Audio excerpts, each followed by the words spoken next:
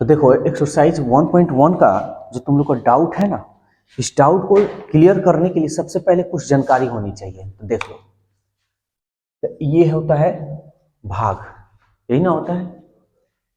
यहां पे जो रहता है इसको क्या बोलते हैं, भाज्य। और जो यहां पे जो नीचे रहता है उसको क्या बोलते हैं, शेषफल। और यहां जो रहता है उसको क्या बोलते हैं, भागफल। और यहां जो रहता है इसको क्या बोलते हैं, भाजक। समझ में आ रहा है? ठीक है। अब इंग्लिश में भी थोड़ा जान लो इसको, बाद में नोट करना, अभी नोट मत करो। शेषफल, तो शेषफल को हम लोग क्या इंग्लिश में बोलते हैं, रिमाइंडर। ठीक है ना, रिमाइंडर। भागफल को हम लोग बोलते हैं क्यूटेंट।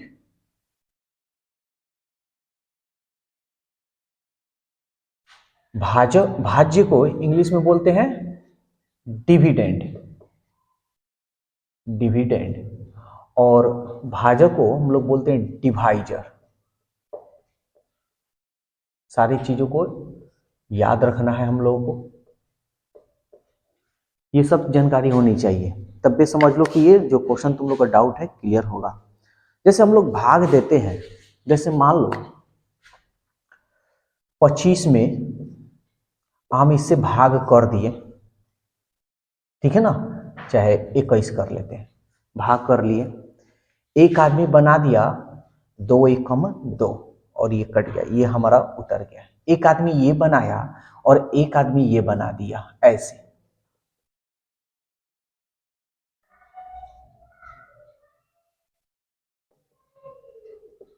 ऐसे बना दिया, ठीक है ना।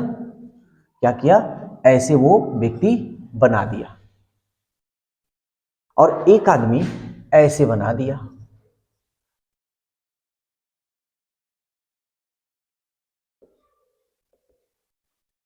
एक आदमी ऐसे बना दिया और कहा कि मेरा सही है, ये कहा मेरा सही है, ये कहा मेरा सही है। तो कहने का मतलब सब कोई तो कह दिया ना, लेकिन अगर ये कहा जाए कि ठीक है अब साबित करो कि कैसे सही है ना, तो एक साबित करने का एक फॉर्मूला इसका बनता है। ठीक है, क्या फॉर्मूला होता है, तो देखो कहीं भी दिक्कत हो बोल सकते हो, जांच करने का होता है भाज्य बराबर। भाज्य बराबर होता है भाजक गुणे भागफल। भाजक गुणे भागफल प्लस शेष। इंग्लिश में अगर लिख सकते हो तो dividend equal divisor into quotient plus remainder. ठीक है, तो ये एक फॉर्मूला हो जाता है तुम्हारा जांच करने का। और इसी जांच को हम लोग बोलते हैं यूक्लिड विभाजन। यूक्लिड, यूक्लिड विभाजन, ठीक है ना। तो इसी क्वेश्चन को एक फॉर्मूला के रूप में हम लोग को देखना पड़ता है। यूक्लिड विभाजन एल्गोरिथम भी कह सकते हैं, यूक्लिड विभाजन प्रमेयिका भी बोल सकते हैं। इसी फॉर्मूला को, ये जो फॉर्मूला है ना इसी को फॉर्मूला बना दिया गया है। तो अब देखो, जब हम लोग 10th क्लास पढ़ रहे हैं तो 10th क्लास में कुछ कंडीशन थोड़ा चेंजिंग हो जाता है। क्या होता है, तो ये हो जाता है ए बराबर बी क्यू प्लस आर। यही तुम्हारा क्या है, ये वाला फॉर्मूला है, ठीक है ना।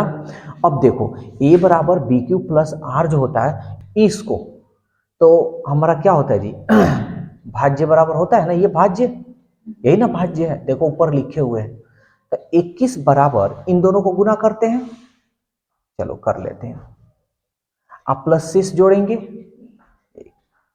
तो इसको करने पर ना 21 ही आना चाहिए। देखो तो 2 एकम 2 हो गया, और 2 में 1 जोड़ेंगे तो कितना होगा, कहाँ, ये तो 21 आ रहा है और ये 3 आ रहा है, कहाँ हो रहा है, बराबर नहीं ना हो रहा है। इसका मतलब ये वाला जो व्यक्ति बनाया है वो क्या है, गलत है। समझ में आ रहा है। फिर इसको चेक करते हैं, तो चलो इसको यहां चेक कर लेते हैं। 21 बराबर यानी भाज्य बराबर 21 बराबर, इन दोनों को गुना कर लेंगे, 2 गुणे 10, अब प्लस 10 जोड़ देंगे। चलो करते हैं, 2 दहिया, अब 20 में 10 जोड़ देंगे, यहाँ 30 आ रहा है, यहाँ तो 21 आ रहा है, ये भी तो गलत है जी, इसका मतलब ये भी गलत है। ठीक, इसको फिर हम जांच करेंगे। चलो जांच करते हैं, 21 यहाँ पे, इन दोनों को गुना कर लेंगे, 2 गुणे 10, और प्लस 6 को हम जोड़ देंगे, 2 दहिया 20 और प्लस 1, तो 20 और 1 देखो तो 21 आ रहा है और 21 लाना ही है, इसका मतलब ये जो व्यक्ति बनाया वो क्या है, सही है। 2, सवाल कह रहा है दर्शाइए कि कोई भी धनात्मक विषम पूर्णांक 6q प्लस 1 कोमा या 6q प्लस 3 या 6q प्लस 5 के रूप का है, इस तरह का इसका रूप का है। तो हम इसको कैसे पहले बनाएंगे यहां समझना। तो इसको बनाना है हमको यूक्लिड विभाजन एल्गोरिथम से, है ना। तो ये फॉर्मूला यही ना बतला है इसको प्रूफ करना है हमको विषम पूर्णांक, ठीक है ना। तो प्रूफ करना है तो हम विभाजन एल्गोरिथम का यही ना फॉर्मूला बता है यूक्लिड का। तो सबसे पहले हम लिखेंगे ऐसे, माना a बराबर बी क्यू प्लस आर, ठीक है। अब b क्या है, तो b किसको मानेंगे, देखो इसमें सब में 6 दिख रहा है ना, दिख रहा है, तो 6 दिख रहा है, तो b बराबर हम मान लेंगे 6, ठीक है ना। और q है तो q रहने देंगे, प्लस r है तो r को भी रहने देंगे। यहां अब इसके बारे में हम डिनोट करेंगे, जहां a एक धनात्मक विषम पूर्णांक ना बोल रहा है, जहां a एक धनात्मक विषम पूर्णांक है तथा q पूर्णांक और r, अब ध्यान से समझना, r जो है ना शेषफल है, बतलाए है ना जी, r क्या है हमारा, शेषफल है, r क्या हम बोलेंगे, r शेषफल है। और r का मान, अब देखो r का जो मान होगा ना, कहां से कहां तक होगा, तो देखो हमको 6 से ना भाग देना है, तो 6 से भाग देना है, तो r का जो मान होना चाहिए ना, 6 से क्या होना चाहिए, कम होना चाहिए। तो देखो इसको कैसे लिखते हैं हमेशा, 0 less than equal less than 6। इसका कहने का मतलब ये हो गया कि r का जो मान है या तो 0 होगा, नहीं तो 0 से, यानी देखो अब देखो, क्योंकि r का मान या तो 0 होगा और नहीं तो 6 से क्या होगा, कम होगा। r का मान या तो 0 होगा और नहीं तो 0 से क्या होगा, बड़ा होगा। यहाँ पे ऐसे, जिधर ये मुंह घूमेगा ना उधर बड़ा, और जिधर मुंह नहीं घुमाए उधर छोटा। तो ये देखो इसको छोटा कह रहा है, इसको बड़ा कह रहा है, देखो ये बड़ा कह रहा है, इसको छोटा कह रहा है ना। तो r का मान 0 और नहीं तो 0 से बड़ा, तो 0 नहीं तो 0 से बड़ा 1 होगा, 2 होगा, 3 होगा, 4 होगा, 5 होगा, 6। लेकिन यहाँ फिर कंडीशन लगा दिया, r का जो मान होगा ना 6 से क्या होगा, छोटा होगा, 6 से छोटा। तो r का मान ये 6 से छोटा है जी, नहीं है, तो ये हमारा नहीं होगा, ठीक है। अब हमको यहाँ पे रखना है, तो ये सब जो है ना, इसमें हम लोग क्या करेंगे, रखेंगे, लिख देंगे, चूंकि r इक्वल टू 0 रखने पर, ठीक है ना, या इसको एक भी हम मान सकते हैं, एक भी हम इसको मान सकते हैं, लिख सकते हैं r इक्वल टू 0 समीकरण 1 में रखने पर। चलो रखते हैं, a 6q, r की जगह पर क्या रखेंगे, 0 रखे हैं ना, 0, तो ये हमारा क्या आ गया, 6q। फिर r इक्वल टू क्या रखेंगे, 1 रखने पर, समझ में आ रहा है। तो a की जगह पर a बराबर 6q और r की जगह पर क्या रखेंगे, 1। कोई दिक्कत? फिर r की जगह पर क्या रखेंगे? 2 रखने पर।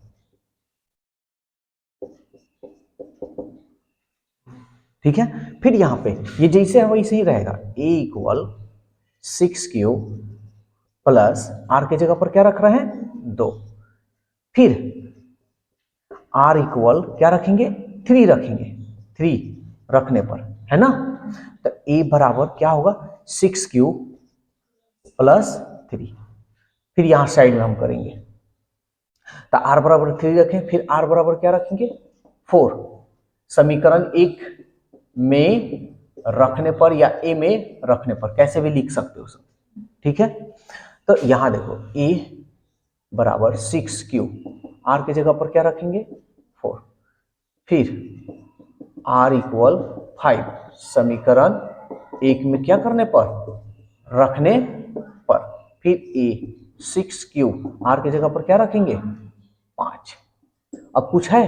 अब कुछ नहीं है, हो गया ना? अब ये सवाल कह रहा है कि 6 प्लस 1 या 6 प्लस 3 या 6 प्लस 5 एक धनात्मक विषम पूर्णांक के रूप में है। तो यहां पे अब देखो कहाँ कहाँ है? 6 प्लस 1 ये वाला हो गया। तो यहां देखो ये 6 प्लस 1 है ना? फिर यहां देखो तो 6 प्लस 3 कह रहा है, ये वाला 6 प्लस 3। फिर ये देखो तो 6 प्लस 5 को बोल रहा है, 6 प्लस 5, यही है ना? ये सवाल कह रहा है कि ये विषम है। क्या है? विषम है। तो क्यू एक पूर्णांक ना माने हैं, तो पूर्णांक का मतलब प्लस माइनस दोनों में हो सकता है ना? तो हम 1 रखते हैं। इसमें कुछ भी रखोगे ना, कुछ भी, 1 रखो, 2 रखो, 3 रखो, कुछ भी रखोगे ना, ये विषम में निकलेगा। दिखा दे? चलो, अगर हम 1 रखेंगे तो 6 एकम 6 और 1 कौन सी संख्या? विषम है ना? 2 भी रखकर दिखाते हैं। 6 दूनी 12 और 1, समझ में आ रहा है ये हम कैसे रख रहे हैं ना? कोई भी संख्या रखोगे ना विषम में निकलेगा। इसमें भी रख लो, देखो 1 रख लो, 6 एकम 6 और 3 विषम आ रहा है। कुछ भी रखो, 5 भी रख लो या 6 भी रख लो, देखो 6 6 के 36 और 3 39, समझ में आ रहा है ना? विषम संख्या है।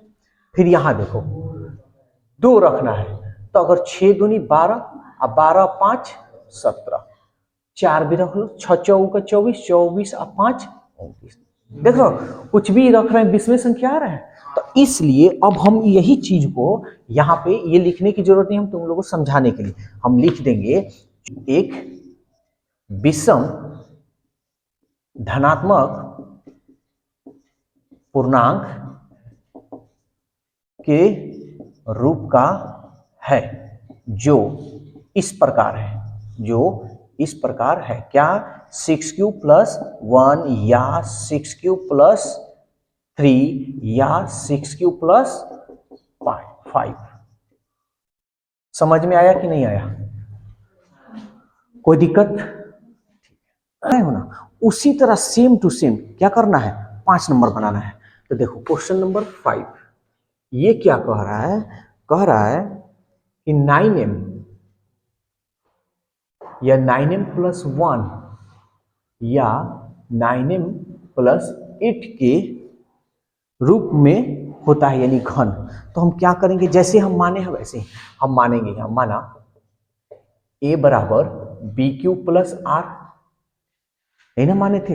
अब यहां देखो 9 है, 9 है, 9 है, तो b के जगह पर हम क्या लिखेंगे? 9q। ठीक है, r है तो उसी तरह r लिख दो, बस इसके बारे में लिख देना। a माना जहां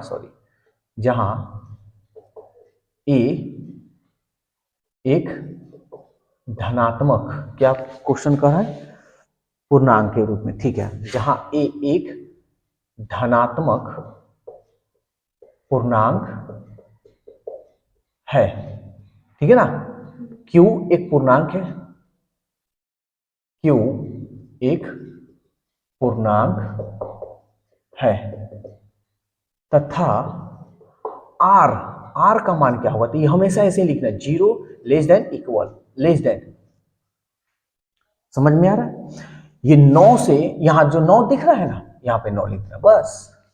यानी r का मान क्या क्या हो सकता है? r का मान तुम्हारा 0 होगा, 1 होगा, 2 होगा, 3 होगा, 4 होगा, 5 होगा, 6 होगा, 7 होगा, 8 होगा, 9 नहीं होगा क्योंकि r का मान 9 से छोटा ना बतलाना है। ये इतना इतना तुम्हारा r का मान होगा। अब इस r का मान क्या करना है, हमको इसमें रखना है। ठीक है, तो चलो हम लोग रखते हैं। तो यहां लिख सकते हो r इक्वल टू इतना, ऐसे इसको एक मान लो, समीकरण 1 में रखने पर, यही ना। तो देखो a इक्वल पहले 0 रखते हैं, ठीक है। तो 9 क्यू, r की जगह पर क्या रखेंगे 0, ये हमारा हो गया 9 क्यू। तो ये तो हो गया, लेकिन सवाल कह रहा है घन करना है। क्या करना है? घन। तो हम इसका क्या कर लेंगे? घन कर लेंगे ऐसे। समझ में आ रहा है? घन बोला है, हम घन कर लेंगे। तो अब हम इसको लिखेंगे, 9 का क्यू है 9, 9, 9, 3 बार लिखेंगे ना, तो 3 बार हमको लिखने की जरूरत नहीं है। क्या करेंगे, इसको 3 बार गुना फटाक कर देंगे। कैसे? तो 9 9 81, 81 9 729, क्यू का क्यूब है तो क्यूब, ठीक है। फिर r इक्वल टू क्या रखेंगे 1 रखेंगे, यहाँ पे क्या रखेंगे 1। तो घन करने पर क्या रखेंगे, इसका घन करना है क्योंकि घन बोला है ना। तो 9 क्यू, 9 क्यूब, और r के जगह पर 1 रखेंगे और क्यूब कर देंगे। चलो करते हैं। a प्लस बी का होल क्यूब, क्या फॉर्मूला होता है? a cube. अब ये फॉर्मूला याद होनी चाहिए, a cube plus 3a square b plus 3a b square. समझ में आ रहा है? अब प्लस बी क्यूब। अब इसको हम तोड़ेंगे, 9 का 3 बार करेंगे तो कितना होगा जी 729। क्यूब का क्यूब है तो क्यूब का क्यूब, प्लस 3 9 9 81 क्यूब, और ये 1 में इसमें गुना करेंगे तो यही ना आएगा। 3 9 27 क्यूब है तो क्यूब, एक का स्क्वायर करेंगे तो एक में इसमें गुना करेंगे तो इतना ही होगा, अब प्लस 1 का क्यूब 1। अब इसको क्या करेंगे, थोड़ा सॉल्व कर लेते हैं। 729 क्यूब, 3 एकम 3, 3 9 24 क्यूब, प्लस 2 27 क्यूब और प्लस 1। कोई दिक्कत? हमको इस रूप में लिखना है। तो एगो तो हमारा यहाँ पे दिख रहा है, ठीक है ना, और एक ये 1 यहाँ पे दिख रहा है। एगो 8 आ जाए तो हमारा काम खत्म हो जाएगा। देखो इसको चाहो तो तुम ऐसे लिख सकते हो, इसको हमको 9 रूप में ना चाहिए तो इसमें से 9 कॉमन कर लो, 9 से भाग लगाओ, तो 9 से भाग लगाओगे 9 8 72 और 9 एकम 9, और ये क्यूब है तो क्यूब, ऐसे लिख सकते हैं। अब क्या इसको हम ऐसे लिख सकते हैं जी 9, और ये जो 81 क्यूब स्क्वायर है इसको हम क्या m लिख सकते हैं। यहाँ लिखना होगा, यहाँ ब्रैकेट में लिखना, जहां m बराबर ये 81 क्यूब का क्यूब। देखो तो 9m के रूप में आ गया। फिर अब इसको भी हम इस रूप में लाएंगे, तो देखो जिसमें जिसमें 9 9 है ना, सबको कॉमन कर लेंगे। तो देखो तो 9 कॉमन करते हैं। देखो इसमें 9, जो जो 9 से कटेगा, ये देखो 9 8 72, 9 एकम 9, क्यूब का क्यूब है तो क्यूब, 9 दूनी 18, 6 बज गया, 9 सते 63, ये हो गया हमारा क्यूब। यहाँ क्यूब का स्क्वायर छूट रहा है ना जी, ये स्क्वायर होगा। फिर 9 कॉमन, 9 3 27, समझ में आ रहा है ना, 9 से भाग लिए, और क्यूब है तो क्यूब। इसमें तो कुछ नहीं कॉमन, इसको बाहर रखेंगे हम। अब यहाँ पे हम इसी चीज को लिखेंगे 9, और इतना को, ये जो दिख रहा है इसको हम m मान ले, तो इतना को m मानेंगे तो ये m लिख देंगे, और प्लस 1 है तो 1।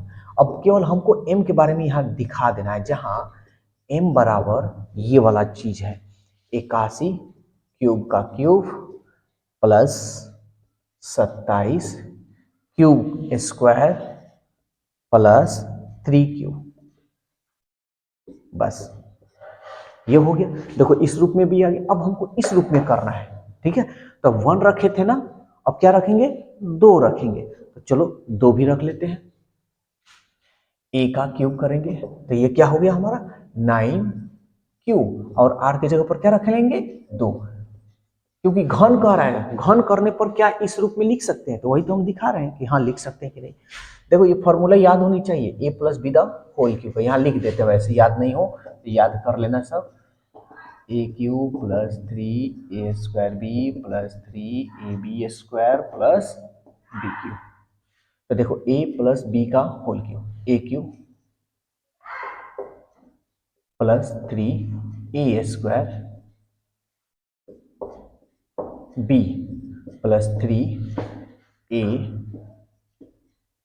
B square plus b cube. कोई दिक्कत नहीं ना हो रहा है। 9 को 3 बार करेंगे तो 729 होगा, और क्यूब का क्यूब हो जाएगा 3 9 9 81, क्यूब का स्क्वायर इंटू 2 3 9 27, क्यूब है तो क्यूब 2 दूनी 4, 2 को 3 बार करो 2 दूनी 4 4 दूनी 8, 729 क्यूब। 3 एकम 3 3 9 8 24। सॉरी अच्छा चलो एक के बार गुना कर दो, यह देखो पूरा को गुना कर लो अंक को। 2 3 6 6 एकम 6 6 8 48 क्यूब स्क्वायर प्लस इसको भी कर लो 4 7 28 4 दूनी 8 8 2 10, और ये हो गया हमारा क्यूब प्लस 8। अब इसमें क्या करना है, जिसमें जिसमें 9 है उसको क्या करना है, निकालना है। चलो निकालते हैं। 9, तो 9 कैसे हम जानेंगे कि 9 है, ये भी ना बात हुआ। तो सीधी सी बात है, जो 9 से कटेगा उसमें 9 है, जो 9 से नहीं कटेगा उसमें 9 नहीं है। तो चलो कटाते हैं। ये देखो 9 8 72, 9 एकम 9, ये क्यूब का क्या है, क्यूब है ना जी, क्यूब का क्यूब हो गया। प्लस इसको भी कर लेते हैं कम, 9 पचे 45, 3 9 चौका 36 क्यू स्क्वायर। 9 एकम 9, 9 दूनी 18, ये हमारा क्यू। इसमें 9 नहीं ना है, इसको खेद देंगे बाहर, कहेंगे भागो तुम बाहर ही रहो। समझ में आ रहा है। अब इसको हम क्या m मान सकते हैं, तो मान लो ना n, सॉरी 9, इसके जगह पर m प्लस 8। बस इसके बारे में यहाँ थोड़ा सा जिक्र कर देना, जहां m का जो मान है ये वाला है 81 क्यू का cube plus 54 Q square plus 12 Q. ठीक है ना। अब देखो तो क्या, यानी जो ये हम जो संख्या माने थे धनात्मक पूर्णांक संख्या, उसको हम क्यूब किए हैं, क्यूब मतलब घन किए हैं, तो क्या इस रूप में आ रहा है, आ रहा है ना। तो हम लिख सकते हैं, चूंकि घन करने पर a का घन करने पर 9m या 9m प्लस 1 या 9m प्लस 8 के रूप का है। समझ में आया बात। अगर स्क्वायर कह देता तो कुछ नहीं करते, एकदम सेम टू सेम। और यहाँ पे ध्यान देना, अगर यहाँ 7 7 7 रहता तो b की जगह पर क्या रखते हैं, बस हो गया। और r की जगह पर कैसे ये सब लिखते हैं, और यहाँ पे 7 लगा देते हैं। स्क्वायर कहता तो इसका स्क्वायर कर कर ऐसे ही हम काम करते। आज जो यहाँ 7 है तो सब में 7 7 कॉमन हो जाता। समझ में आया। अब कोई इसमें डाउट, ये देखो। और इसके लिए तुम लोग को एक चीज ये करना है, इसका फॉर्मूला अच्छी तरह से याद कर लेना, ठीक है ना। तो इसमें कोई डाउट